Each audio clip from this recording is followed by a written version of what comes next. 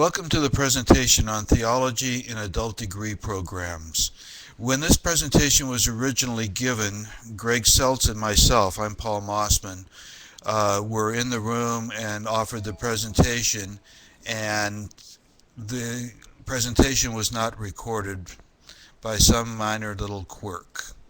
So I'm coming back today to give you, in essence, the Reader's Digest condensed version of this, since Greg was not able to be here this morning with me to do this.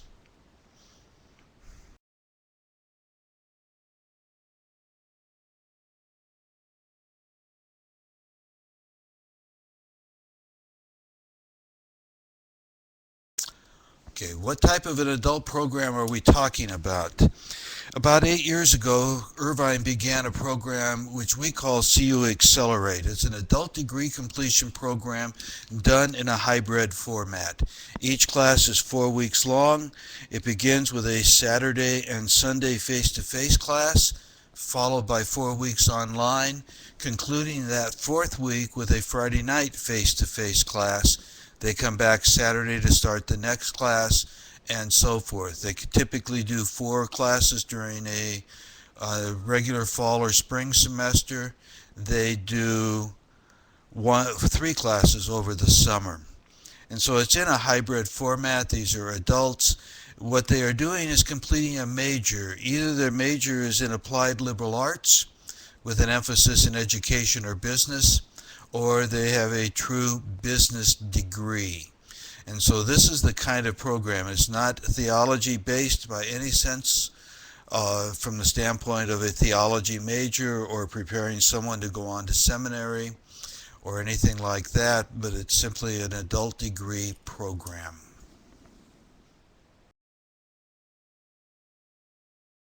We decided to put a theology course into the program as part of the reflection of who we are.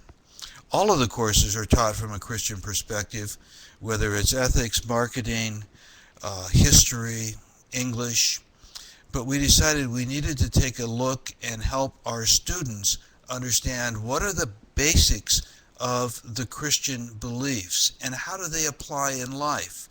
Hence, we came up with the name of the course, which is Christianity in Today's World. The idea behind the course is not necessarily to convert the person to Christianity.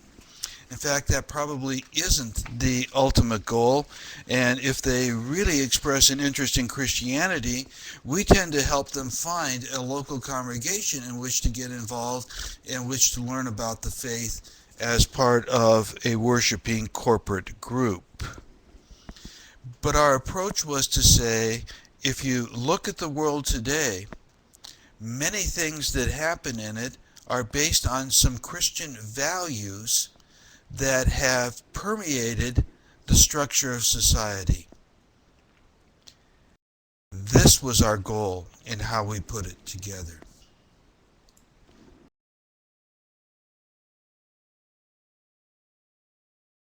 When we looked at the course, we thought about teaching it from the standpoint of an adult information class for baptism or membership as an adult in a congregation, and decided that probably wasn't the way that we wanted to go. We designed the course looking at the idea that you needed to understand what the tenets were of the Christian faith, and then how have they played out in society today. One of the questions that we ask them is, where do you get the values and beliefs that you have? What do you trust as a source of truth in your life? The idea, again, is to take a look at what's happening in the world. How does it apply? If you think about our own Constitution here in the United States and the laws of our land, they are often referred to as Judeo-Christian. For many students, they have no idea of what does that mean. And so this course was designed to get at what are these basic tenets on which our government was founded. This brought us next to saying what text materials are out there that can help us do this type of thing. Well, one of them obviously was Scripture itself. And we do provide them with a Bible if they don't have one of their own. And surprisingly, there are a number of our students who do not own a Bible of their own. And so this gives us a chance to put that into their hands as well. The second book that we provide is Luther's Large Catechism. We don't read it from end to end, but we use selected pieces of it to talk about the 6 chief parts, to take a look at law and gospel, to take a look at the 2 kingdoms, those kinds of concepts that form some foundation as to what Christians believe and why they practice the way they do. The third book that we use is a book by Sire. It's called Why Believe Anything at All? It really gets at the foundation of the idea that man wants and needs a support system, a structure, a scaffold, if you want to use the educational term, in order to ground what they are doing and how they are doing it, and to understand the world around them. And Sire does a good job of helping them take a look at the whole concept of belief. What does it mean? How does it work? How is it put into action? The fourth book that we use in this particular course is a book that was edited just recently by one of our professors, Stephen Mueller, called Call to Believe, Teach, and Confess. It's an introduction to doctrine. There are articles in it written by various Lutheran theology scholars on both the seminary campuses and on the campuses of a number of the Concordias that help enlighten particular views. Obviously, when you're using 4 books in a course that's 4 weeks long, you're using selected sections out of each one, and you're leaving it with the student as a resource for further on in their life. One of the things I failed to mention at the beginning is that in this accelerated format, part of what's included in the tuition are all the books. We found that if we took care of ordering the books and had them up front in the classroom, ready to go when they showed up for class, we eliminated all of the problems of the book's on back order at Amazon and I won't be getting it until the 3rd week of class. Well, in a 4-week class, that's a problem.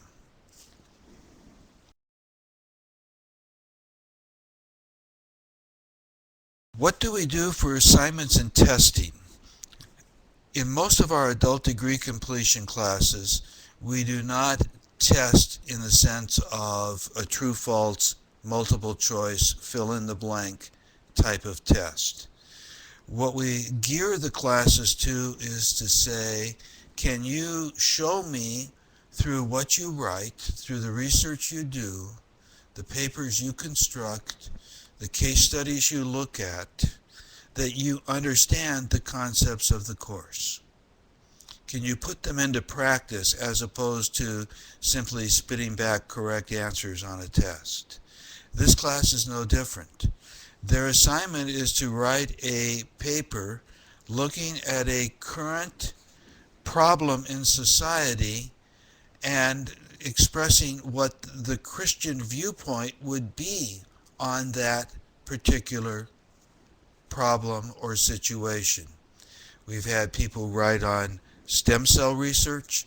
We've had them write on the whole idea of marriage, the idea of gay rights, all of the contemporary issues that you could think of, we've probably had students write on. By looking at these papers and seeing what they do, we have a pretty good sense of their understanding of the tenets that we wanted to get across in this particular course. How do the students react to this course? I wish Greg were here because he knows far more anecdotes about this than I do. I'm the director of the program. He is the professor for this particular course. I can remember a couple that he said. He had a Hindu woman in class who had written a paper on the Christian view of marriage. And when she was all done, she came to him and said, I really didn't realize how similar what the Christian beliefs and ideas were about marriage, how similar they were to my own Hindu beliefs about this particular thing. I really understand now that as far as Christians and Hindus, we have more in common than we have in differences. Obviously, the main difference of salvation is there, but as far as practice is where she was talking about. We've had students who have come to us and been very strong Christians and said, I never really understood the underpinnings of my faith, and now I do. And so it's helped them understand and become stronger in what they believe. We've had non-Christians say, I've always been curious about Christianity, and I hear the word battered around, but I really had no understanding of what all was involved with this, and this has really opened my eyes and helped me to see what's going on. The people that have the hardest problems with this class are those who are strong Christians to begin with. Part of the reason they have this problem is because they are looking at things differently than they have looked at them before. They have continually used Scripture as a proof text to justify some point of view that they have, rather than looking at Scripture first and letting Scripture enlighten their decision or their conclusion that they reach on a particular issue. And so some of them want to really get into the minutiae of the differences between denominations. A strong Baptist would argue, okay, we have to take a look at what does Scripture say about smoking or drinking. How can I justify my stand on these and show that you're wrong? Well, this isn't the point of the course to take a look at various denominations and say, you're right and we're wrong, or we're right and you're wrong, but to look at the underlying tenets that help inform the decisions that we make. That's a whole different approach for a lot of people who have been Christians their entire life.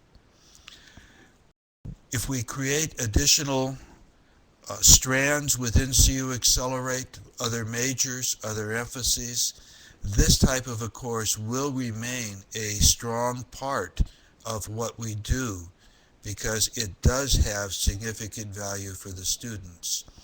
At the end of the program, after they've taken all of their courses, they're ready to graduate, we ask them to fill out an end of program survey for us.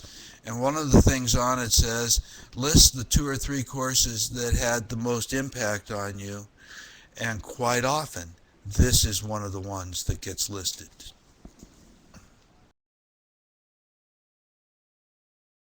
This has been the Reader's Digest condensed version, and at this point I would open it up for audience questions, but since it's being recorded without an audience, you're not there. If you have questions, you're very welcome to contact me. My email address is there, paul.massman@cui.edu, or you can contact the instructor, greg.seltz@cui.edu. Either one of us would be happy to answer the question, and if you address it to one of us and we can't answer it, we'll certainly pass it on to the other for input. Have a blessed day.